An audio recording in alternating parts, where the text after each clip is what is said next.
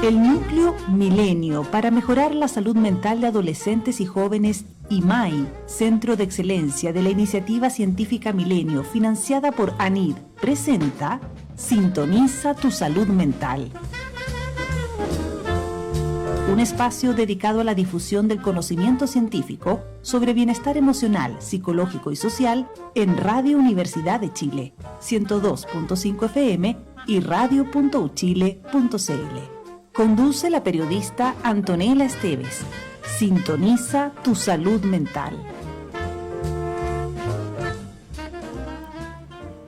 6 de la tarde con 1 minuto y les damos la bienvenida a esta nueva emisión de Sintoniza tu salud mental, este espacio que Radio Universidad de Chile hace en conjunto con el Núcleo Milenio para mejorar la salud mental de adolescentes y jóvenes, y en donde cada día jueves acá nos encontramos con investigadores e investigadoras para hablar acerca de salud mental, para derribar algunos mitos, también para instalar algunos conceptos que nos permitan tener más herramientas para enfrentarnos a la gran diversidad de no solamente nuestra neurodiversidad, sino también de nuestro habitar el mundo, ¿no? Que es tremendo. Y hoy día es un día particularmente especial porque es el Día Mundial del Trastorno Bipolar, una fecha que se puso en honor al natalicio del pintor Vincent van Gogh, quien póstumamente se descubrió, se le diagnosticó como alguien que sufría de trastorno bipolar, y claro, uno se queda pensando cómo hubiese sido la vida de Van Gogh si hubiese tenido las herramientas que tiene la psicología y la psiquiatría contemporánea para poder haber acompañado, ¿cierto?, sus dolencias y sus ires y venires de ánimo. Vamos a estar conversando con Flavia Gal, fundadora y presidenta de la Fundación Círculo Polar, que es una fundación que existe para acompañar a familias y a personas que han sido diagnosticadas con trastorno bipolar. Pero antes vamos a estar conversando con la doctora Francesca Borguero, investigadora del Núcleo Milenio para mejorar la salud mental de adolescentes y jóvenes. ¿Cómo estás, Francisca? Hola, muy bien, gracias. Gracias por la invitación, Flavia. Antonella. Sí, Flavia está allá afuera, ya llegó. En un ratito vamos a invitar a Flavia, que nos acompaña acá en el estudio. Y cuando yo estaba estudiando la información para el día de hoy, pensaba en un poco lo que decía antes, ¿no? Hablar de trastorno bipolar es algo relativamente reciente. Y también, como ha pasado en muchos ámbitos de la psicología y de la psiquiatría, los tratamientos para acompañar y para mejorar la calidad de vida de las personas diagnosticadas de estos trastornos también han ido ajustándose con los años, ¿no? Para partir de manera muy general, Francisca, ¿cuáles crees tú que son los mayores desafíos que hoy día tenemos en torno al trastorno de bipolaridad? Bueno, yo diría que una de las cosas más relevantes es derribar mitos y estigma en relación a esta enfermedad. Que estigma no solo en lo social, sino que el autoestigma, el que yo a veces tengo una dolencia o sufro de algo y no me atrevo a preguntarle a alguien, a confiar en alguien o a consultar para poder resolver si eso a lo mejor puede tener una solución, puede ser patológico o una enfermedad, y que a veces lo que estoy padeciendo yo lo normalizo. Porque a lo mejor incluso como esto tiene, a lo mejor me estoy adelantando, pero como esto tiene un componente familiar o genético, lo he visto en mi familia y entonces lo normalizo desde ese punto de vista. Sí, de hecho me parece súper apropiado que partamos por ahí, porque justo hoy día leí un post de una ex compañera del colegio en Facebook donde contaba un poco es una historia como esa, tal cual, que a los 20 y tantos, después de vivir una ruptura importante en su vida, empezó a tener unas depresiones fuertes, y lo que le diagnosticaron entonces fue depresión. Y ella, mucho peso, además es una de las razones por las que existe este programa, ¿no? Cualquier diagnóstico que tenga que ver con salud mental es ya un estigma muy difícil, familiar, personal, como tú señalas, de contexto. Y ella dice que con el tiempo fue aprendiendo, la diagnosticaron correctamente, y una vez pudo trabajar con fármacos que le ayudaron a poder equilibrar, ¿no? Estos desequilibrios químicos que tiene el cuerpo, y que entiendo, y aquí espero que tú me lo expliques, están a la base de los trastornos bipolares. Sí, bueno, otro elemento relevante es en lo social, de yo poder consultar, y también me voy a hacer cargo de lo que nos corresponde a nosotros como profesionales de salud mental, que sabemos que existe un retraso importante en el diagnóstico, por lo que tú bien mencionas. En general, las personas, uno sabe, en la población adulta puede demorar hasta 10 años el retraso en diagnosticar el trastorno bipolar, y en infancia y en adolescencia es mucho mayor, porque cuesta además por muchas características que podemos hablar un poco más adelante, pero ese retraso de 10 años es uno también de los desafíos de poder, porque en la medida en que yo lo diagnostico oportunamente, también tiene resultados, trayectorias mucho más amables en tanto en la respuesta a los fármacos y en la vida de las personas, que es lo que uno finalmente quiere impactar, que lleven una vida sin síntomas y probablemente que desarrollen sus potencialidades, digamos, como ellos deseen, digamos. Y en ese sentido, ese es como, yo diría, otro de los desafíos. Un poco en esa línea. Ahora, yo dije recién, porque lo estoy aprendiendo y son las razones por las que acepté hacer este programa, para aprender mucho, y esperamos que quienes nos escuchen hasta ahora también lo estén haciendo, dije trastornos bipolares en plural. Claro que sí. Entremos a definir un poco qué entendemos por trastornos bipolares y por qué estamos hablando en plural. Sí.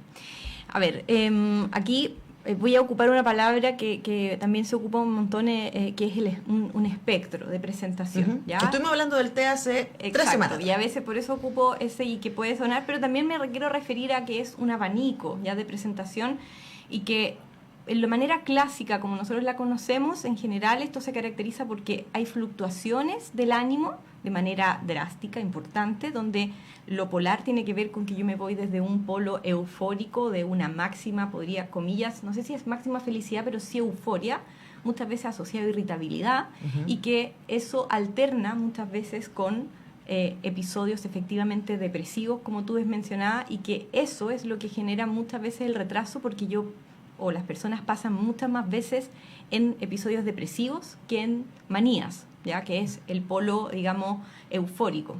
Y eso también retrasa el diagnóstico, pero también es difícil de saber si yo estoy viendo un episodio depresivo, monopolar que uno le llama, o bipolar. Y entonces el trastorno bipolar, voy a hablar de clasificaciones, ¿ya? Pero de manera general, el trastorno bipolar 1 se caracteriza, que es el más clásico, por la presencia de manías, ¿ya? Que es esta fluctuación de ánimo asociada a irritabilidad muchas veces, y estos cambios de ánimo asociados a cambios, por ejemplo, de comportamiento, que pueden ser la hipersexualidad, a veces pueden haber cambios en el comportamiento en el sentido de episodios de descontrol, por ejemplo, en las compras o en ciertos aspectos y que de la vida cotidiana, pero que, por ejemplo, el aumento en la velocidad de mis ideas, en la menor necesidad de sueño, la euforia, la grandiosidad, a veces se acompañan a estos cambios de ánimo. Y ese es como cuando habla de los trastornos bipolares, porque existe un trastorno bipolar 1, un trastorno bipolar 2, uno no especificado, la ciclotimia, y así entonces se van generando un espectro de presentación muy amplio en estos cambios de ánimo, porque el que yo describo no es el más frecuente, ¿ya? Y es el que uno podría decir, bueno, evidente, esta persona tiene un problema, entonces hay que diagnosticar. El desafío también ahí está en poder encontrar en este espectro de presentación aquellos, por ejemplo, que presentan una ciclotimia, que son episodios depresivos que no alcanzan a tener hipomanías, que son manías pequeñitas, que son de menor duración, ya que uno le habla, por ejemplo, de 4 días o menos, y que no alcanza a configurar propiamente tal como nosotros entendemos como los manuales diagnósticos para poder decir, mira, esto es tal, pero uno lo sospecha y sigue a esas personas o esos pacientes. Y ahí me voy a adelantar un poco. En infancia es muy frecuente este como espectro, y yo quisiera como ejemplificarlo de alguna manera en que el trastorno bipolar 1 o 2, uno ve como el iceberg, pero bajo el agua está un espectro de presentación muy, muy, muy amplio, un abanico, y que ahí están muchas veces todas las personas que no sabemos que padecen esta enfermedad. Conversamos con la doctora Francesca Borghero, investigadora del Núcleo Milenio para mejorar la salud mental de adolescentes y jóvenes, y en un momento nos vamos a dedicar un poco al diagnóstico temprano, ¿no? Y cómo se hace con los niños. Pero cuando tú describías esta imagen más clásica de la bipolaridad, que recordemos originalmente se llamaban enfermedades maníaco-depresivas porque tenían entonces estos saltos anímicos, y uno puede decir, bueno, pero Muchos de nosotros somos bastante así y podemos pasar a partir de, dependiendo cómo esté el día y nuestras energías, ¿cierto? Los ciclos hormonales de hombres y mujeres, ojo, podemos pasar de momentos de muchísima euforia, vean a hombres viendo fútbol y cómo pueden pasar de ganó el equipo o perdió el equipo en sus emociones, ¿no? A momentos, ¿cierto?, más calmos, etcétera. Entonces, ¿en qué momento nosotros decimos aquí ya hay un trastorno y esto ya necesita ayuda profesional? Bueno, eso es súper relevante, como esto no tiene que ver con que yo sea un poco cambiante en mi ánimo y a veces cambio en las opiniones. Esto es una afectación grave del ánimo, es una enfermedad grave que afecta el ánimo y que está asociado a la regulación. Hay circuitos neuronales que están alterados y que dificultan la regulación emocional, la forma de yo encontrar, por ejemplo, la recompensa o la satisfacción, o cómo yo manejo la frustración, cómo yo puedo ver en ti o puedo leer las emociones de una manera distinta, ¿ya? Entonces, en ese sentido, como cuando uno dice que uno a veces oye mucho, como esta persona que bipolar es, uno se está tratando a lo mejor de referir a qué cambiante, qué cambió de opinión. Esto es un cambio de ánimo muy acentuado, ¿ya? Y que muchas veces se asocia como a esto que les digo, como de irritabilidad, de, por ejemplo, la menor necesidad de sueño, que es que duermen 3-4 horas y no necesitan dormir al otro día o andan como sin mucha dificultad. Eso es como el cuadro clásico, ¿no es cierto? Y en esa línea, digamos, como de alguna manera yo tengo este espectro que te comentaba, y que pues el desafío, como te decía, es el diagnóstico más oportuno. Ahora, no pensaría que ahí el diagnóstico tiene que ver con la funcionalidad, probablemente, ¿no? La funcionalidad es una de las cosas que nosotros ocupamos más como en salud mental, que es cuánto afecta mi vida. Como tú decías, por ejemplo, en el partido de fútbol, bueno, yo estoy celebrando con un otro y es, como uno dice, ego sintónico, o sea, yo estoy celebrando y hay un contexto asociado. Pero cuando esto afecta que yo no quiero ir al colegio, dejo de ir a trabajar, tengo dificultades con mi familia, con mis pares, pierdo mi trabajo, eso sin duda que tiene que ver con que ya hay una enfermedad o hay un problema que tengo que buscar solución. Ahora, uno pensaría que, como tú lo señalaste más temprano, muy rápido, Francesca, cuando estamos hablando de niños, de infancias, hay un desafío todavía mayor porque la funcionalidad puede ser más flexible, pensaríamos por un lado, y por el otro porque estamos hablando también de identidades que se están conformando, ¿no? Entonces, ¿cómo se hace ahí para diagnosticar?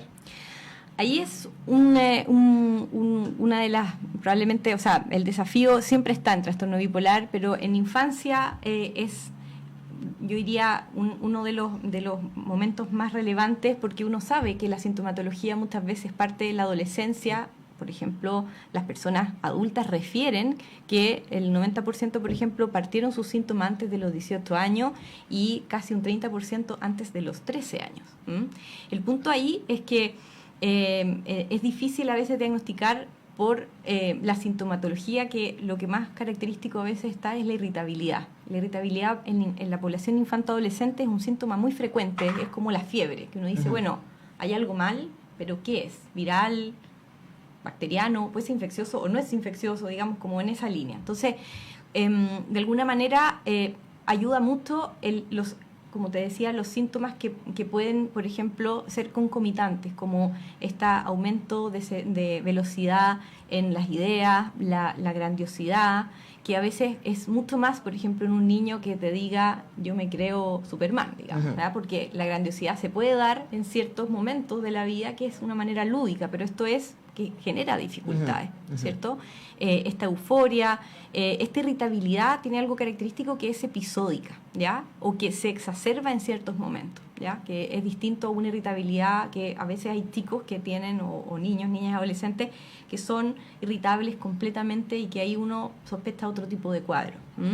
Pero es un diagnóstico que es complejo de hacer y que probablemente una de las cosas más relevantes es que estén en equipos que sean de especialidad, porque no es un diagnóstico fácil de hacer, incluso en la población adulta. Ahora, una vez que se diagnostica, entiendo, y esto lo pienso en las experiencias de gente cercana que conozco, que está diagnosticada con trastorno bipolar, que una vez encontrado un poco la fórmula química para hacer estos equilibrios, pues finalmente estamos hablando de una condición que tiene que ver con eso, ¿no? Con que el cuerpo está produciendo o no está produciendo ciertas cosas. Ayúdame ahí con eso y a desmistificar si eso no es tan así. ¿Cuánto ayuda entonces la farmacología a poder llegar a esta funcionalidad que estamos pensando, y un bienestar finalmente, más que la funcionalidad probablemente? Sí, ¿no? El que la suena persona... muy productivista la funcionalidad, qué horror. Pero sí, la funcionalidad a veces, como uno lo transmite también en eso, de cuánto bienestar, calidad de vida, como son nuevos conceptos que probablemente estamos incorporando en las atenciones. En eso, el tema como central es precisamente como encontrar un punto yo diría la integralidad en el tratamiento, ¿ya? O sea, la farmacoterapia es un pilar, ¿ya? Pero la psicoeducación, que probablemente vamos a poder a lo mejor conversar más con Flavia, es el autoconocimiento de tanto la persona que lo padece como la familia que está a su alrededor y el entorno, pero también la psicoterapia. Y eso tiene que ver también en esto, que es una enfermedad que tiene fases, donde yo estoy en remisión de mis síntomas, tiene mucha relevancia la psicoeducación y la psicoterapia, ¿ya? Y cuando hay episodios agudos, por ejemplo, manías, episodios depresivos, e incluso, por ejemplo, si yo necesitase incluso hospitalizar, ahí la farmacoterapia a lo mejor tiene un rol más preponderante, pero todo dependiendo de estas fases. Y uno lo que intenta hacer con a mí me gustaría que el mensaje quedara en que es un tratamiento integral.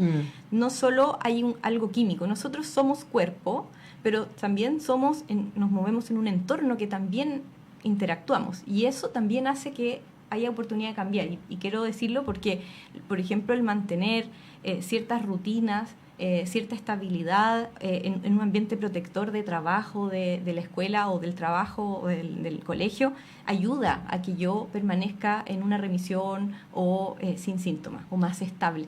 Sí, además porque pienso el proceso de ser humano, ¿no? Estaba pensando también en otros casos que conozco en donde hay una farmacología que está funcionando, pero que si no está acompañada de terapia, ¿no? Y del proceso que cualquier ser humano necesita para poder vincularse con el mundo. El mundo es muy extraño, y nosotros también. Cualquier persona, esté diagnosticada de lo que sea o no, necesitamos ayuda en ese sentido, ¿no? Y a mí me da la impresión de que si solo nos quedamos en lo farmacológico, se puede estabilizar, pero no hay necesariamente un desarrollo integral del ser humano.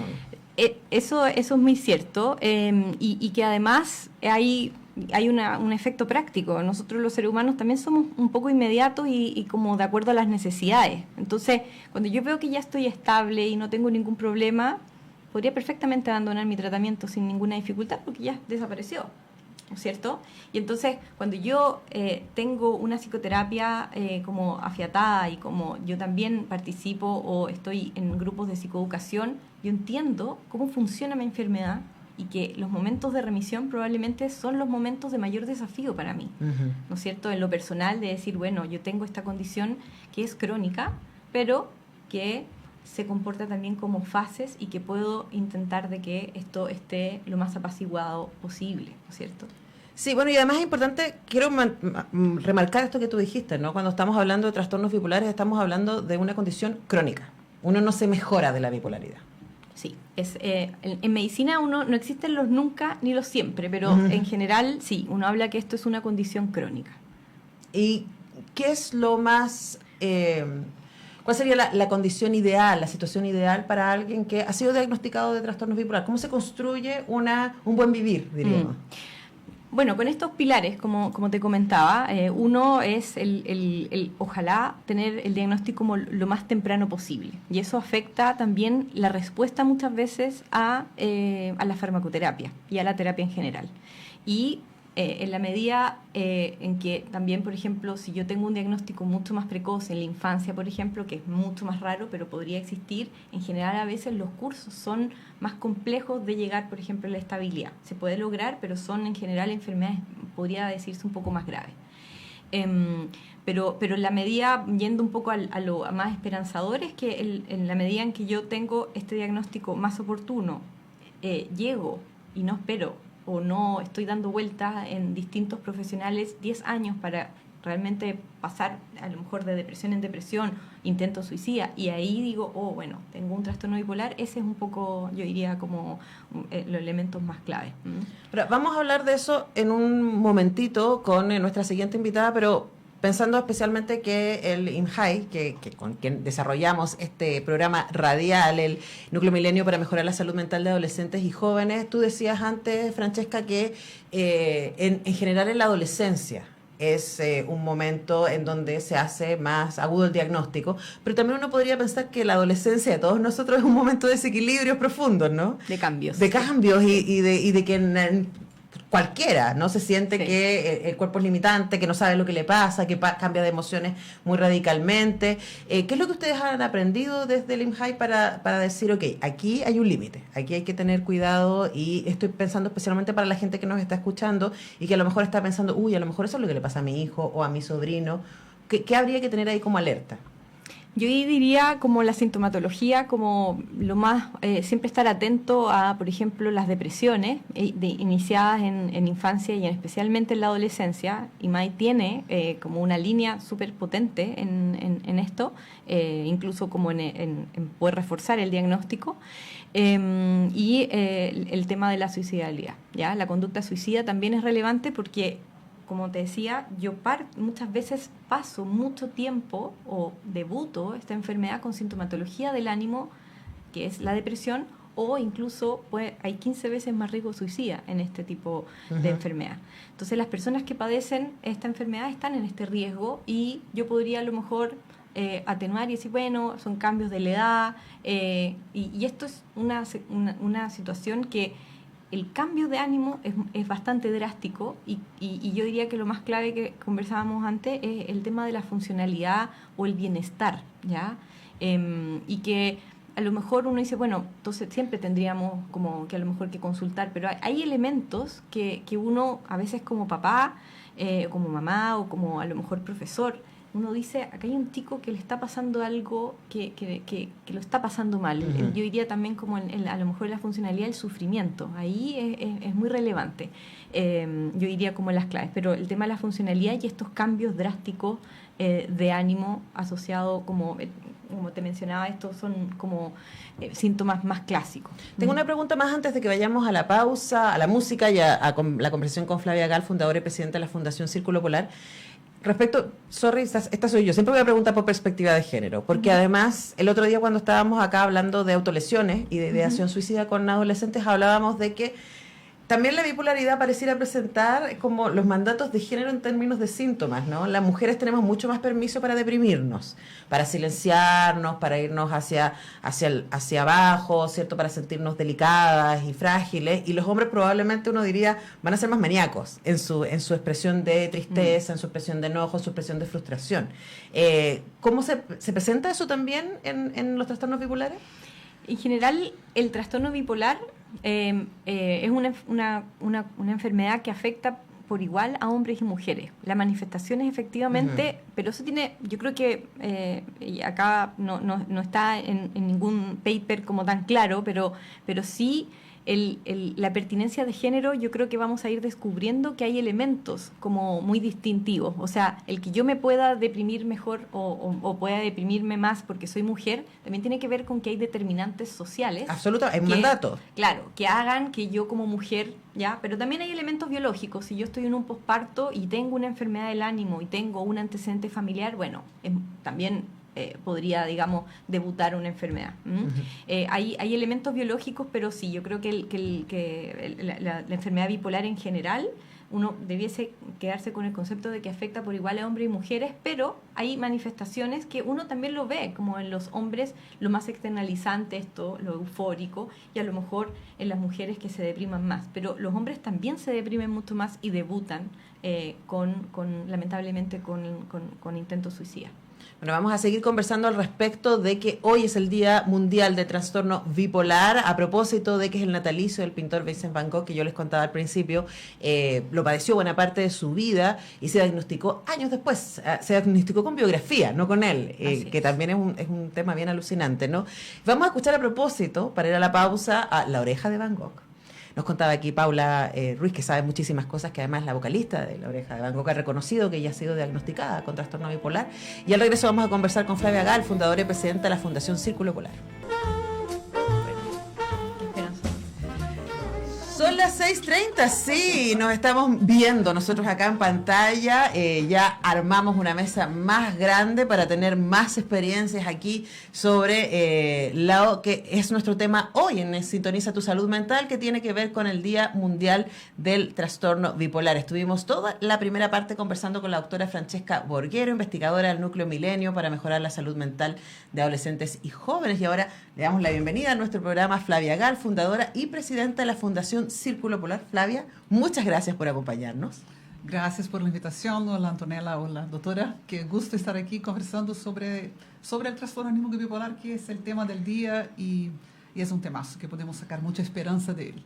Bueno, entiendo que la Fundación Círculo Polar es una fundación que se creó para acompañar a las familias y a aquellas personas que han sido diagnosticadas con trastornos bipolares, y hablábamos en la pausa de lo importante que es separar esa idea de decir esta persona es bipolar, ¿cierto? Y poner ese cartel como primera cosa, como definitoria, como definidad, una definición identitaria, ahí está, y también que eso no solamente sea visto por esa persona, como esto es algo que yo tengo, pero no que yo soy, pero también por su entorno. Entonces, Flavia, desde tu experiencia en la Fundación Círculo Polar, cuéntanos cómo se hace ese tránsito, porque en un mundo de etiquetas es muy fácil quedarse Es en muy eso. fácil, tenemos que aprender que nosotros no somos una enfermedad. Nadie dice yo soy un cáncer, yo soy una diabetes. No, nosotros tenemos una enfermedad. Entonces no somos trastorno anímico bipolar, no somos bipolares, tenemos un diagnóstico de trastorno anímico bipolar. Yo sé que es más largo de decir, pero justamente esta es la gracia, separar el self de la palabra bipolaridad. Eso está estudiado, no soy yo que digo, ¿no?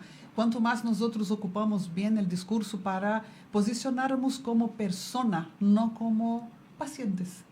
Somos personas antes de ser pacientes. Entonces, siempre yo estoy corrigiendo a los pacientes y las familias, no digan que son bipolares. Ustedes tienen bipolaridad o tienen un diagnóstico de trastorno. Hasta porque los diagnósticos son siempre revistos durante la vida, son siempre cuestionables. Entonces, tener un diagnóstico de bipolaridad es mucho más liviano para quien es portador de bipolaridad y para toda la familia. Ahora, aprovechando que tenemos acá a Francesca, en tu experiencia, ese ejercicio, ¿no?, de que hablábamos antes, de etiquetarse versus constantemente estar poniendo, no en cuestión la etiqueta, pero sí diciendo, amigándose con el diagnóstico, en vez de estar viviendo desde una etiqueta. ¿Cómo se hace eso?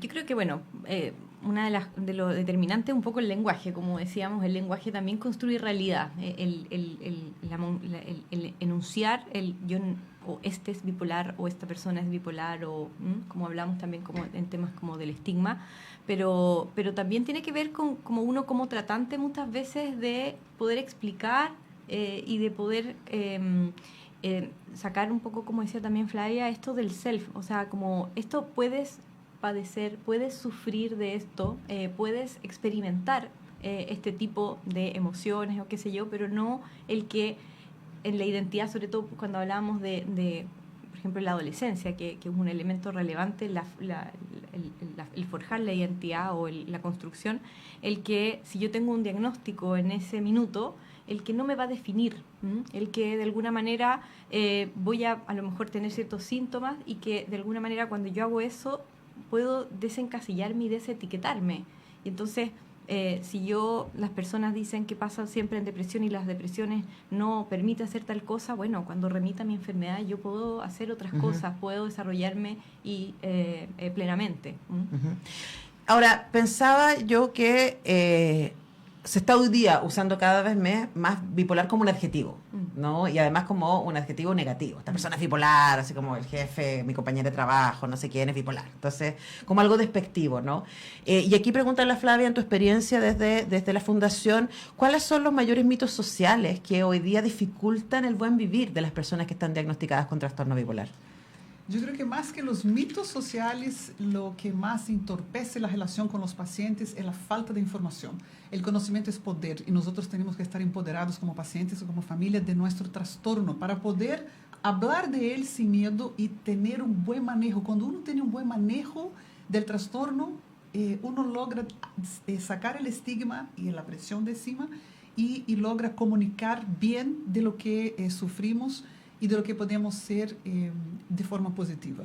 ¿Y cuál sientes tú que es la información clave que debe tener una persona en el momento en que es diagnosticada y que además debería poder tener su entorno? Que existe medicación apropiada para eso con un buen médico y que está la gran palabra que yo siempre digo en la fundación, que es la psicoeducación.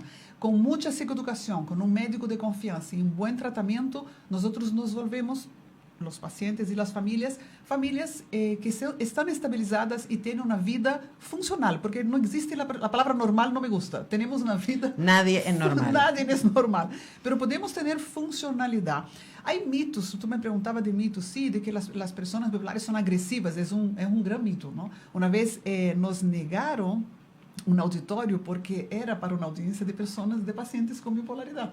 Porque las personas a veces temen, porque desconocen. Uh-huh. Y también tenemos que hacer un gesto, tenemos que ser honestos. Por ejemplo, mi hijo me autoriza a hablar de su bipolaridad. Si él no está bien medicado, no está estabilizado, él podría comportarse de una forma que afecta a los demás.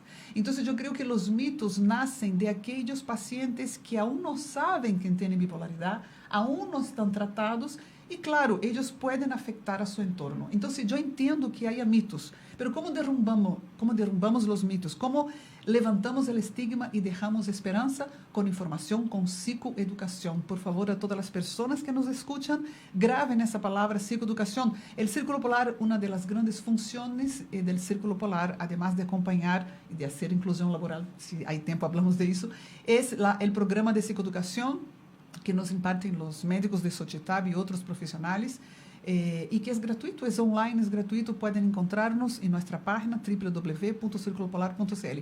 Cuanto más psicoeducados estemos, menos estigmas, menos mitos, más verdad y más esperanza. Sin duda. Conversamos con la presidenta de la Fundación Círculo Polar, Flavia Gali, con la doctora Francesca Borguero, investigadora del Núcleo Milenio para mejorar la salud mental de adolescentes y jóvenes, más conocida como, ellos dicen IMAI todo el tiempo, pero yo marco la H, IMAI, para que ustedes la busquen ahí con... si la buscan en redes sociales es NM, Núcleo Milenio, IMHAI, IMHAY, pueden tener ahí, seguirlos en Instagram, en Twitter, y también Círculo Polar Org es la de la Fundación Círculo Polar. Ahora te escuchaba, Flavia, y yo pensaba en cómo nos llega la información respecto a la bipolaridad, ¿no? Y en un ratito vamos a escuchar a Nirvana y uno dice, bueno, Kurt Cobain, no supimos, o Van Gogh, pero esos relatos sobre estos grandes artistas, ¿cierto?, que sufrieron por no estar bien diagnosticados, por no estar bien acompañados, por no estar bien tratados, también ha construido este mito, ¿no? Y quería preguntarles a ustedes cómo evalúan lo que se comunica desde el cine, desde lo que se comunica en las series, en la cultura popular un poco, cómo se construye la mirada sobre el trastorno bipolar. Francesca, no sé, ¿qué has visto? Si has visto alguna cosa que digas, mira, esta es una película o una serie en donde eso está bien tratado. No sé. En general, yo ahí diría que cada vez más hay más noción de sacar el estigma, pero las películas ya hechas o a veces como cierta literatura lo que intenta se basa sobre ciertos mitos o estigmas que de alguna manera como entorpece un poco como decía, el diagnóstico o el reconocimiento. Yo diría un poco, no tengo en este minuto una película, un libro, pero en general lo que se está haciendo un poco como de manera hacia adelante, uno intenta y ve que hay cosas como de informarse, de documentar bien, pero por ejemplo el tema de Kurt Cobain es un tema que a veces uno mismo lo ve, que vende a veces mucho más el que se suicidó y buscarle a lo mejor una razón que va más allá de que efectivamente estaba pasándolo muy mal. Claro que sí, pero también, y ahí aprovecho de completar la pregunta, respecto también a qué pasa cuando artistas han reconocido su bipolaridad. Por ejemplo, hablábamos de Maya Montero recién, ¿no?, de la vocalista de La Oreja de Van Gogh. ¿Sirve? ¿Es útil? Estaba pensando, tengo una amiga una de mis mejores amigas, que ella es muy activa en Twitter, le mandamos un besito, le dije que iba a hacer este programa hoy día, y ella todo el tiempo está hablando de su bipolaridad. Y a mí me parece tremendamente refrescante y me parece súper sano decir, bueno, esta mujer que es brillante, que es creativa, que es colaboradora, y está todo el mundo diciendo, y además de eso, también tengo esto otro, ¿no? Cuéntanos, ¿cómo crees tú que eso aporta y cómo deberíamos recibir como sociedad esa transparencia, ¿no? Sí. Yo creo que cada paciente tiene el derecho de decidir el momento que va a hablar de su TAB. Yo siempre digo a los familiares, yo puedo hablar del TAB, del trastorno anímico bipolar de mi hijo, porque él me autoriza, si no, yo no puedo hablar. Claro. Ya, en primer lugar. En segundo lugar, sí, los pacientes pueden tener una creatividad. Hay muchos pacientes que son muy creativos, ¿no? Tienen esa personalidad más creativa, pero es muy importante no romantizar ni caricaturizar el trastorno anímico bipolar. Sabemos que hay muchos artistas que no estaban tratados y tenían su creatividad elevada a 1000 en una manía o una hipomanía. Pero nos explican los médicos y nos queda muy claro que una persona cuando está en manía o en hipomanía, a veces ellas se sienten muy bien, se sienten muy potentes. Pero eso provoca que el cerebro esté, si uno hace una analogía con el auto, es como ir de aquí a Viña en primera, exigiendo a todo el motor. Eso deja un efecto neurotóxico. Y hoy sabemos de eso. Entonces, después la bajada es escandalosa. La bajada, y además está el efecto neurotóxico, la doctora puede explicar mejor que yo, nosotros aprendemos eso. Entonces, con mi hijo hemos conversado y con muchos pacientes de la fundación, que a veces ellos echan de menos esa locura de la manía donde se sienten superhombres, supermujeres, pero entienden que eso tiene un costo a nivel cerebral. Después puede venir una bajada y no queremos eso, queremos la estabilidad. Lo importante aquí es saber que esa inteligencia creativa va a estar aunque esté inestable, porque muchos confunden. Si yo no estoy en manía, voy a perder mi creatividad. No es así, eso es un mito. La persona que es creativa va a ser creativa aún en estabilidad. ¿Qué es lo que pasa conmigo? Es el publicista de la fundación, su creatividad está muy bien, él está estable después de la psicoeducación después de 2 años, y con muchos de nuestros artistas. Hoy precisamente hemos hecho un evento donde ha sido leída la poesía de una escritora que está en nuestro círculo, que ella escribe Carta a la Locura, que es la carta a la manía. Que sí, ella echa de menos a veces esa locura, pero ella está mucho más feliz, estable, y ella opta por la estabilidad. Y para eso hay que tener la medicación y estar segura de que su creatividad no va a desaparecer. Por eso es muy importante no romantizar y no caricaturizar el trastorno. Y ahí, Francesca, quizás volvemos a lo que conversábamos en la primera parte, ¿no? En la necesidad de que vayan juntos todo el trabajo que se hace con fármacos, ¿cierto? Y todo lo que tiene que ver con la terapia de equilibrio, diríamos, química, con todo el proceso de terapia, de ir acompañando y quizás decir, a ver, espérate, si no es, esto no es, la bipolaridad no es un superpoder, no es que no seas tú, ¿no? ¿Cómo se hace eso? ¿Cómo se les acompaña a los pacientes en ese proceso? Bueno, con estas pilares que yo mencionaba, la psicoeducación, que Flavia lo ejemplifica espectacular, eso es súper evidente. El tema de la psicoterapia, yo también agregaría la psicoterapia en fases cuando uno está, o las personas están más estables, es en poder desarrollar habilidades, por ejemplo, en los adolescentes, por ejemplo, habilidades sociales, resolución de conflictos, que uno a veces tiene dificultades con el entorno, y que la psicoterapia de alguna manera va ayudando también a que vaya uno adquiriendo ciertas herramientas cuando, sobre todo, por ejemplo, una enfermedad está instalada tan precozmente, por ejemplo, en la infancia o en la adolescencia, que también cambia trayectorias de desarrollo. Yo quería también agregar a lo que decía Flavia, que a propósito de Van Gogh fue un pintor que es exitoso y probablemente sus cuadros valen millones de dólares. Póstumamente, pero él nunca vendió un cuadro en su vida. Y eso yo creo que es como uno a veces dice como esta persona es creativa pese a el trastorno bipolar. No gracias a...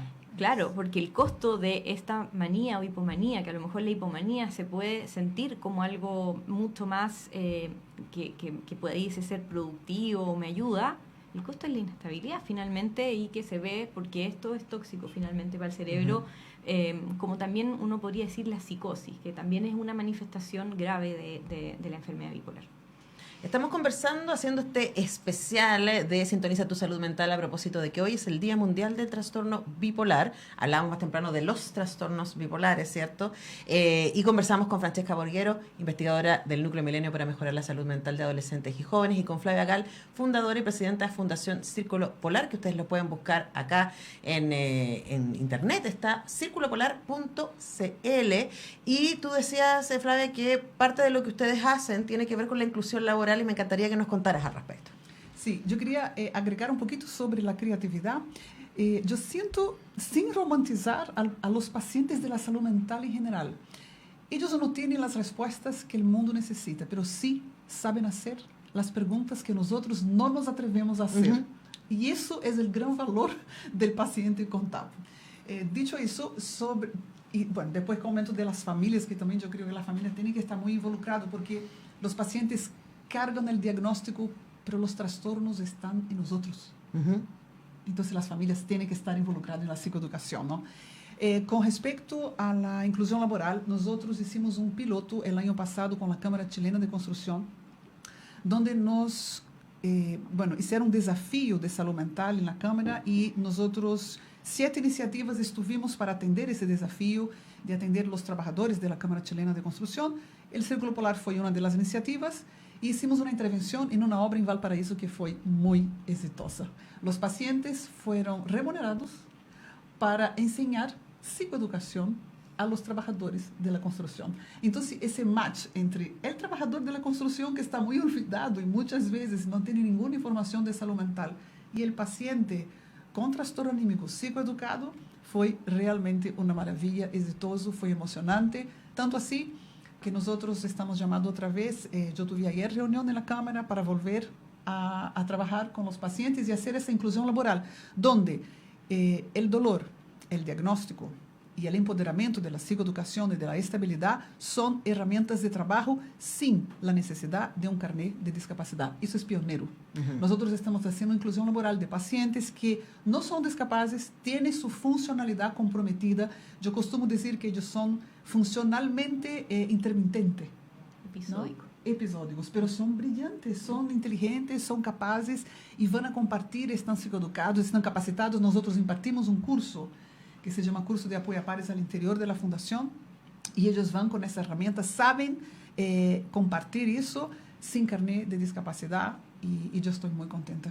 Bueno, además que estamos hablando de una parte importante de la población, según los mismos datos que ustedes tienen acá en la página web de Fundación Círculo Polar, 16% de la población adulta en Chile, cerca de 3 millones de personas, sufre de algún tipo de trastorno del ánimo. 5% de la población adulta en Chile, estamos hablando de cerca de 660.000 personas, están diagnosticadas con algún trastorno del espectro bipolar. Ahora, hablaba, y también lo dejamos pasar muy rápido, ¿cierto?, Francesca, más temprano, que en muchos casos el trastorno bipolar tiene que ver con heredencia, ¿cierto?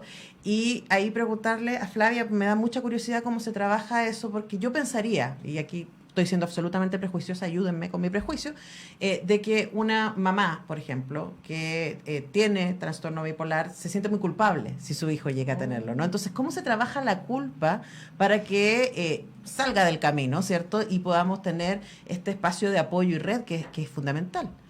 A ver, nosotros hemos aprendido con los doctores de Xochitl que existe una correlación entre el trastorno anímico bipolar y el sufrimiento en la infancia. Y muchas veces, este sufrimiento puede ser provocado por la propia madre. Y digo en primera persona. Yo he comprendido que mi depresión en el posparto del nacimiento de mi hijo no me permitió ser afectivamente asertiva con él. Entonces yo no podía mirar a mis hijos a los ojos cuando ellos nacían, porque yo estaba deprimida, pero yo no estaba psicoeducada, no sabía que tenía una depresión y no sabía el efecto que estaba causando en mi hijo, que necesitaba tanto de una mamá que pudiese mirarlo y pudiese acogerlo afectivamente. Yo asumí eso sin culpa y con psicoeducación, porque transformé mi culpa cuando viene. Yo me trabajé con psiquiatra y con psicólogos y hice mi psicoterapia, aprendí que yo puedo vivir el hoy, el aquí y el ahora. Y hoy tengo a mi hijo para mirarlo a los ojos hoy. Él tiene 32 años, pero hoy podemos ser la madre y el hijo que no fuimos cuando él nació. Y eso es parte de su estabilidad. Yo no puedo tener culpa, yo tengo que tener esperanza, conocimiento y una acción con conocimiento desde la ciencia para usar todas nuestras herramientas y todo mi afecto el hoy, el día de hoy. Tenemos el hoy, el aquí y el ahora para reparar continuamente. Yo creo que el gran llamado a las familias no es relacionarse con la culpa, sino que con el poder de reparar continuamente. Para eso estamos los padres. Nadie está isento de errores, pero la reparación continua es la base del amor. Claro que sí, además me encanta esta idea y me imagino que para alguien que está diagnosticado con trastorno bipolar, volver al aquí y a la hora es todo es como, aquí estoy hoy día, así me siento hoy día, vamos con esto.